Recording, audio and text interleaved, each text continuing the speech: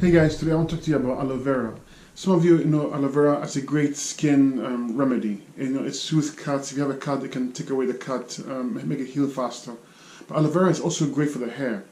I speak of aloe vera juice. Aloe vera juice, when you mix it with essential oils, it does many things for the hair. It cleans out any dead cells that cover the follicles, so it helps it grow faster. It removes any bacteria, any harmful microbes that may cause your hair to not grow. So the best way of using aloe vera juice is to get the pure organic juice and you mix a few drops of essential oil into it. I personally use essential oils from a hair growth oil. These are the best hair growth essential oils combined into a hair oil, and I put a few drops into the aloe vera juice and it becomes a mist.